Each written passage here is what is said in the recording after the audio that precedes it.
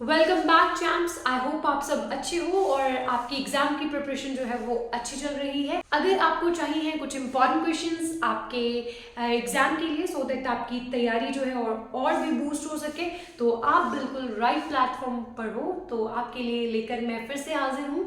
कुछ important questions और tips भी आपको दी जाएंगी कि कैसे आपको पेपर में अपना पेपर लिखना है सो दैट आप अच्छे मार्क्स सिक्योर कर सको। तो आज हम पढ़ने वाले हैं ट्रांसपोर्टेशन के बेसिस पर क्वेश्चंस। सो सबसे पहले हम देखते हैं कि जो ट्रांसपोर्टेशन हमने पढ़नी है तो वो हमें प्लांट्स एंड जो ह्यूमंस हैं उनके केस में पढ़नी है। तो ह्यूमंस के केस में अगर हमने पढ़नी है तो भाई हर्ट की डायग्राम जो है वो बहुत ज़्यादा इंपॉर्टेंट है। ये वाला हार्ट नहीं चलेगा, आपको दूसरा हार्ट पढ़ना है। ठीक है, कंट्रोल करो अपने हॉर्मोन्स पर। ठीक है, नेक्स्ट अभी देखते हैं कि सबसे पहले ह्यूमंस की ट्रांसपोर्टेशन जो ब्लड की है, जो सर्कुलेशन है, उसके बेसिस पर कैसे क्वेश्चन आते हैं। तो पहले 2020 में आपसे क्वेश्चन जो है वो पूछा गया था।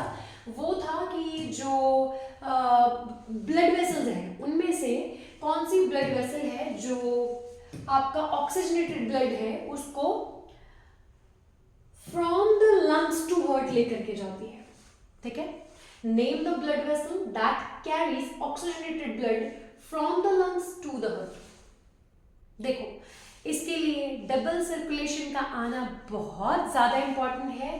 तो बच्चों वो पाथवे याद कर लो, जल्दी से रिवाइज करते हैं। उसमें क्या करते थे हम लोग, सबसे पहले हम ब्लड जो था वो वीना कावा, चाहे फिर वो सुपीरियर हो चाहे फिर वो इंफीरियर हो, उसमें हम क्या करते थे, जो ब्लड हमारे लिए ठीक नहीं था उसको, जिसको हमें करेक्ट करने की ज़रूरत थी, जिसको हमें ठीक करना था, मतलब जो डीऑक्सीजनेटेड ब्लड था उसको हमें ठीक करना था, मतलब उसको ठीक करने के लिए ठीक चेंबर के पास भेजेंगे। मतलब ठीक का मतलब यहाँ ये क्या है, राइट याद करवाने का तरीका है। तो हम क्या करेंगे, जिस चीज़ को ठीक करना है उसको राइट चेंबर के पास भेजेंगे। मतलब सबसे पहले वीना कावा में से जो डीऑक्सीजनेटेड ब्लड था, मैं ऐसे लिखूंगी, ठीक है, वो किधर जाता है, वो जाता है राइट एट्रियम में। फिर ट्राइकस्पिड जो वेल्व था उसको क्रॉस करने के बाद ब्लड जाता था राइट वेंट्रिकल में, जाता था नहीं अभी भी जाता है, ठीक है, राइट वेंट्रिकल में।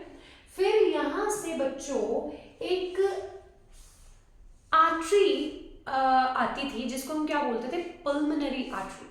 जिधर भी आप पल्मोनरी वर्ड पढ़ोगे हो उसका मतलब है समथिंग रिलेटेड टू लंग्स। ठीक है, तो लंग्स के साथ कनेक्ट करने वाली एक पाइप जो ब्लड को अवे फ्रॉम द हार्ट लेकर के जाती है। याद रखो, ए से अवे, यहीं पर लिख लो, ए से अवे, ए से ही याद करना है हमें आर्टरी। ठीक है, तो आर्टरी ही एक ऐसी वेसल है जो ब्लड को अवे फ्रॉम हार्ट लेकर के जाती है, अवे फ्रॉम हार्ट। ठीक है, तो ये याद कर लेना आप। तो क्या होगा, यहां से जो हार्ट का राइट वेंट्रिकल है बेटा, वहां से जो ब्लड है वो पल्मोनरी आर्टरी के थ्रू कहां जाता है, पल्मोनरी का मतलब लंग्स, तो हार्ट से दूर कहां चला जाएगा, लंग्स में, पल्मोनरी आर्टरी के थ्रू चला जाएगा वो लंग्स में। ठीक है, फिर लंग्स में से जब वो क्यों गया था लंग्स में, लंग्स में वो अपने आप को ऑक्सीजनेटेड बनाने के लिए गया था। तो यहां से डीऑक्सीजनेटेड ब्लड, मतलब वीना कावा में जो ब्लड आया था वो पूरी बॉडी में से आया था जो कि ऑलरेडी डीऑक्सीजनेटेड हो चुका था।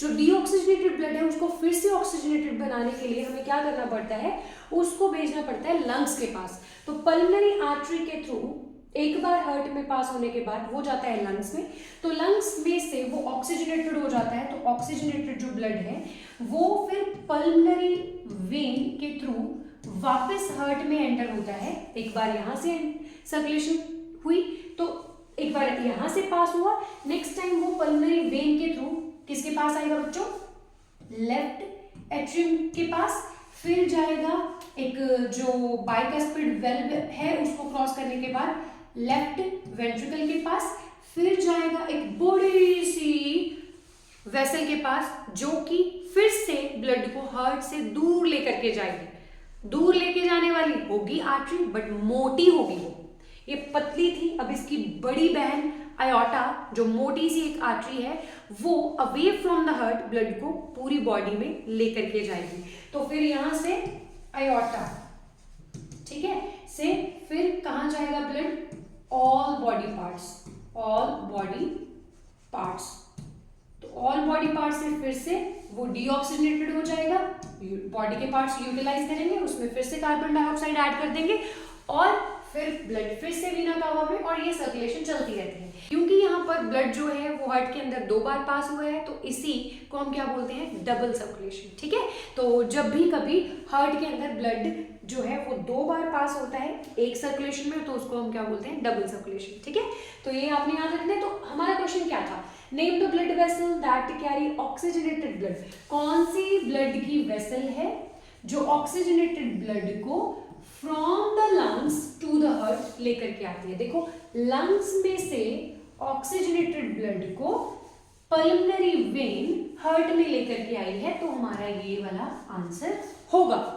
ठीक है बच्चों, नेक्स्ट यहां से आपको डायरेक्ट ये भी पूछा जा सकता है, what is double circulation, and इसका एक फ्लो चार्ट बनाओ, तो ये बताना है यहाँ पे। ठीक है, फिर यहीं से आपसे पूछा जा सकता है what is the role of valves.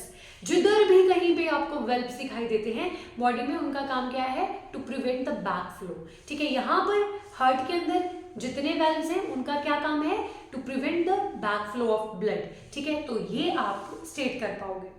तो नेक्स्ट आपके पास जो क्वेश्चन है वो डायग्राम बेस्ड है। वो क्या है? Draw label diagram of a human heart and describe the double circulation process. तो डबल सर्कुलेशन में तो ये भी आपने लगाना है भाई, ये बताना है। फ्लो चार्ट जरूर बना देना। कभी कभी आप क्या करते हो, क्योंकि आपको होता है कि पेपर जल्दी जल्दी खत्म करना है, तो आप क्या करते हो, डायग्राम नहीं बनाते या फिर फ्लो चार्ट नहीं बनाते, आप क्या करते हो, पूरा एक बड़ा सा पैराग्राफ लिख देते हो जिसमें आप ना चेंबर्स ऊपर नीचे कर देते हो, फिर उसके ऊपर लग जाता है आपका क्रॉस, तो नंबर मिलते हैं आपको कम।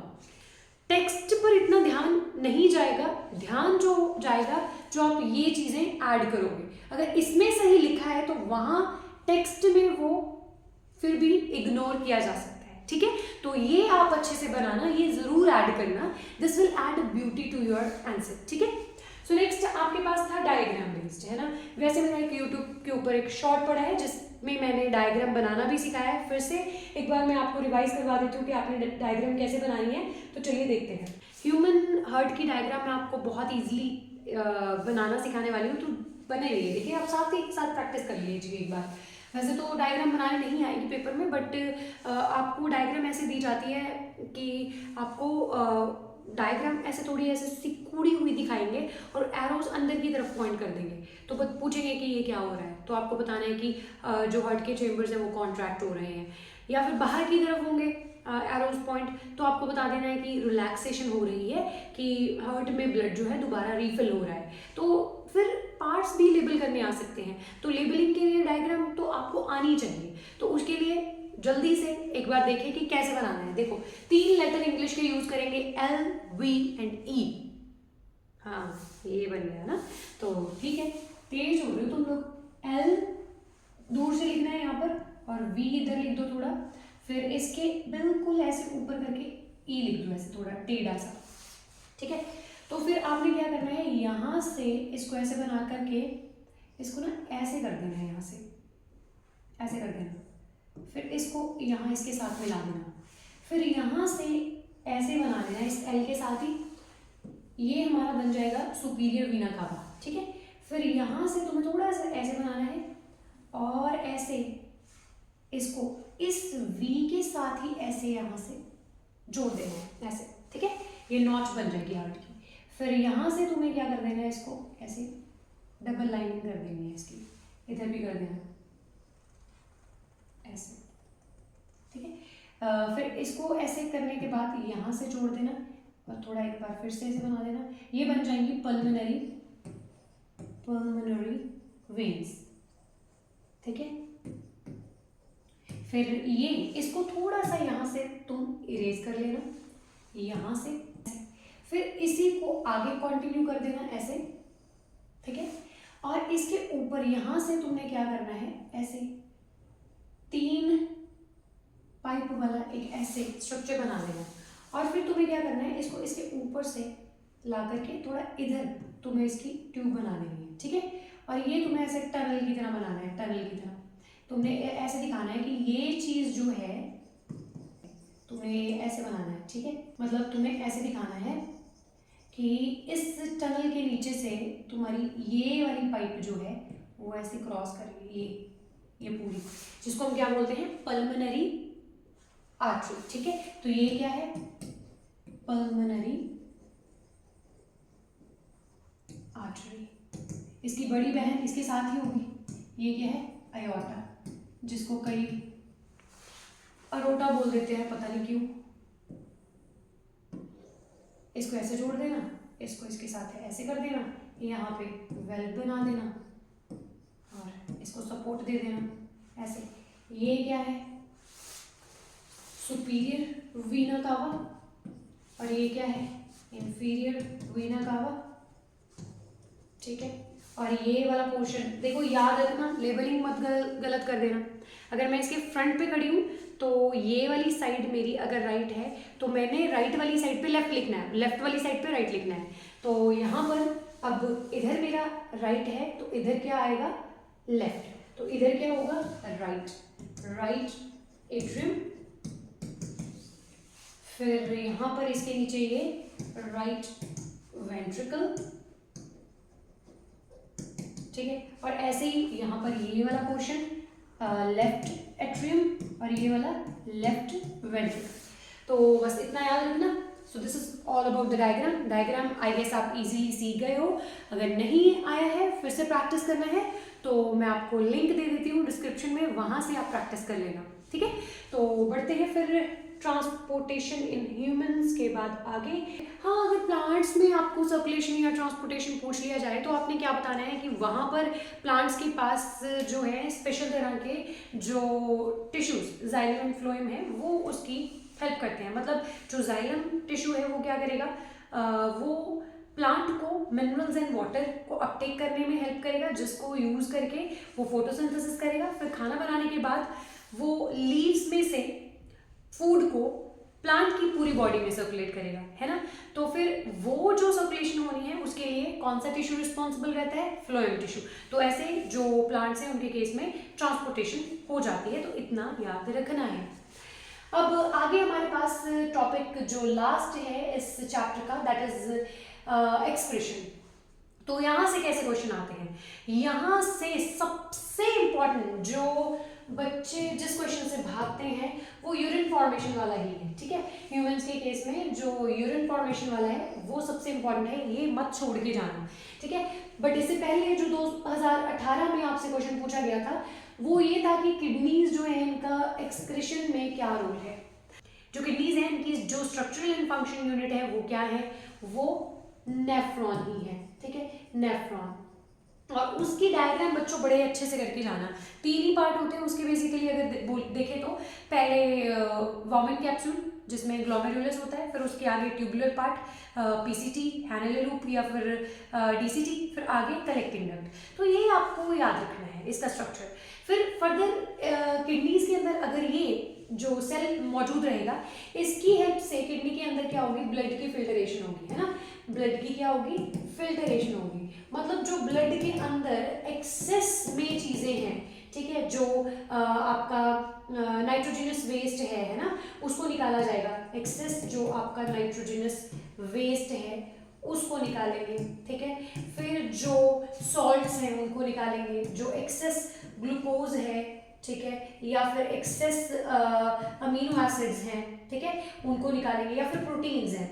उन सब की ब्लड में से जो फिल्ट्रेशन होती है वो किडनी के अंदर नेफ्रॉन की वजह से ही होती है। फिर इस सब को जो एक्सेस में है उसको फिल्टर करने के बाद जो नेफ्रॉन है वो यूरिन जो फॉर्म हो जाता है वहाँ से उसको कलेक्टिंग डक्ट में से पेल्विस में भेजते हैं, जो कि फिर आगे यूरेटर की हेल्प से यूरिनरी ब्लैडर में जाकर के इकट्ठा हो जाता है टेम्परेरी टाइम के लिए। फिर वो टेम्परेरी टाइम के बाद जब एक पर्सन को अर्ज फील होती है कि मुझे जो है यूरिनेट करना है, तो यूरिनेशन की जब अर्ज होगी तो वो यूरिन बॉडी में से पास हो जाता है, ठीक है।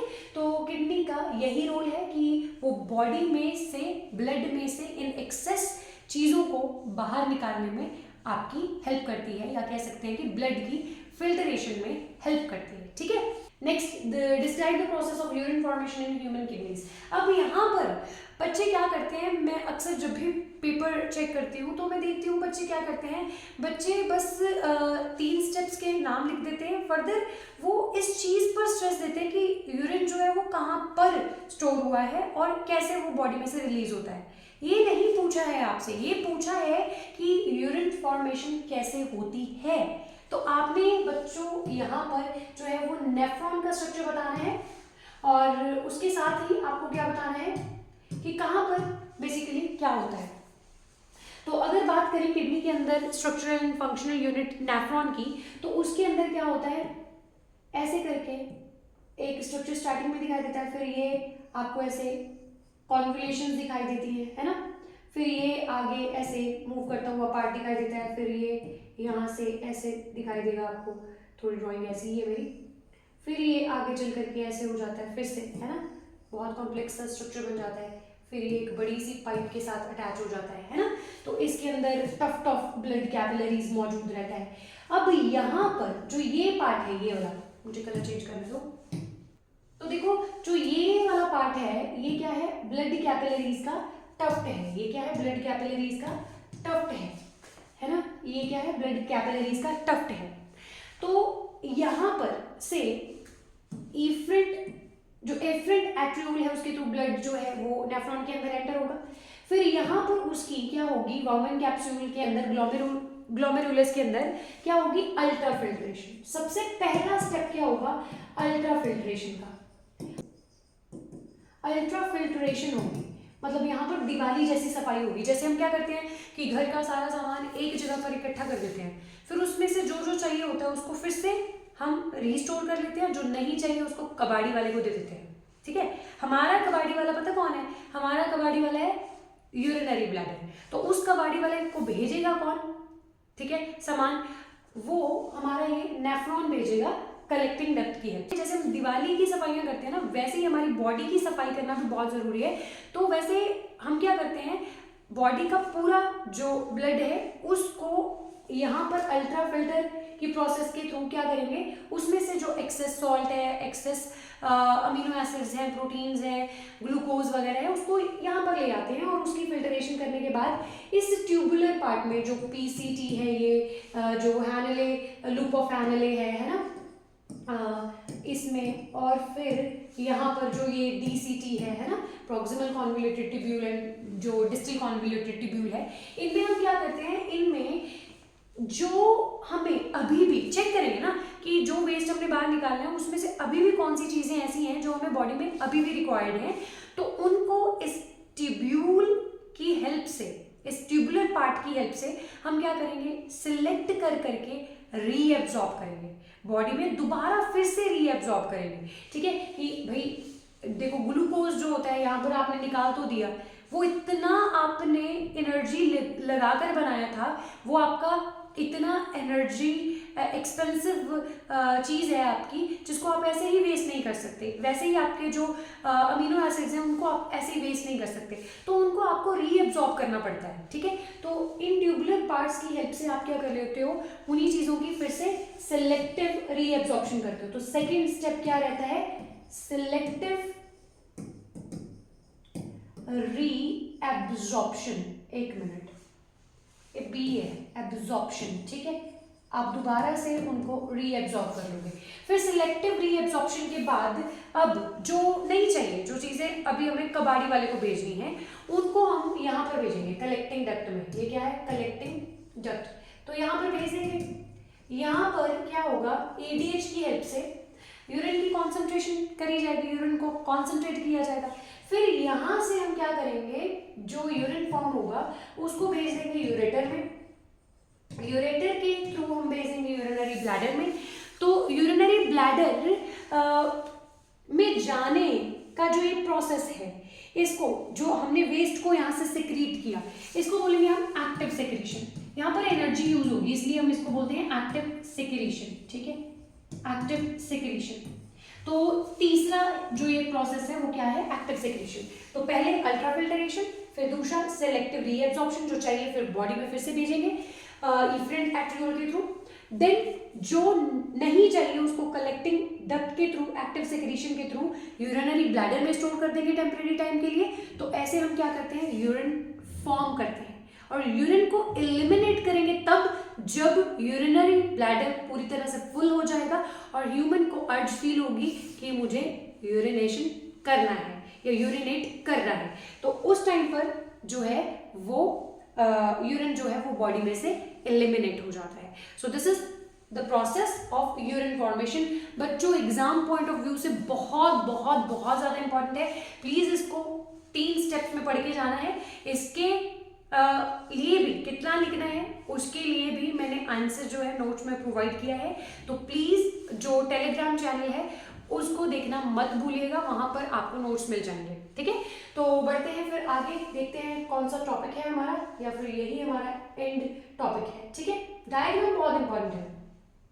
नेक्स्ट अभी हमारे पास जो है लास्ट हमारे पास एक रीजन सेशन पूछ रखा है कि प्लांट्स जो हैं वो ऑक्सीजन फोटोसिंथेसिस के टाइम पर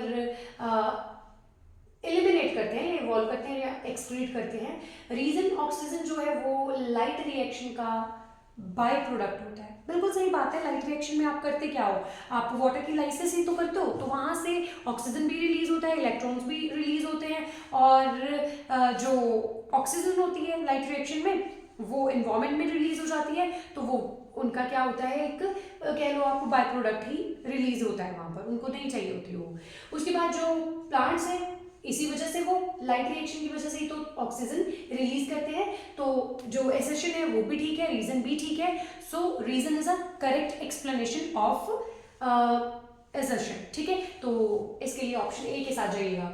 नेक्स्ट क्वेश्चन हमारे पास है डायग्राम बेस्ड कौन से पूछे जा सकते हैं क्वेश्चंस। आपको डायग्राम दी होगी, लेबल करनी होगी। 2018 में डाइजेस्टिव सिस्टम के आपसे पार्ट्स लेबल करने पूछे गए थे। ठीक है, तो सिस्टम जितने भी हैं इस चैप्टर में उनकी डायग्राम्स प्रैक्टिस जरूर करिएगा। ठीक है, एक बार करोगे, 2 बार करोगे, तीसरी बार में आ जाएगा, इतना बड़ा कोई डील नहीं है ये। Next, identify the following in a nephron diagram. तो नेफ्रॉन का डायग्राम दे रखा था 2017 में, तो नेफ्रॉन अभी मैंने बना करके बताया आपको, तो उसके पार्ट्स जो है उनको आइडेंटिफाई करना था, फिर उसमें वॉर्मिंग कैप्सूल बताना था, ग्लोमेरुलस बताना था, कलेक्टिंग डक्ट बताना था। तो ऐसे आपको क्वेश्चंस पूछे जा सकते हैं। सो नेक्स्ट हमारे पास कोई टॉपिक नहीं है। So with that we are done with this very chapter. अगर आपको स्टिल कोई डाउट्स है then you can ask me in a comment section for the notes. You can visit our Telegram channel. Keep supporting, keep watching and don't forget to like, share and subscribe.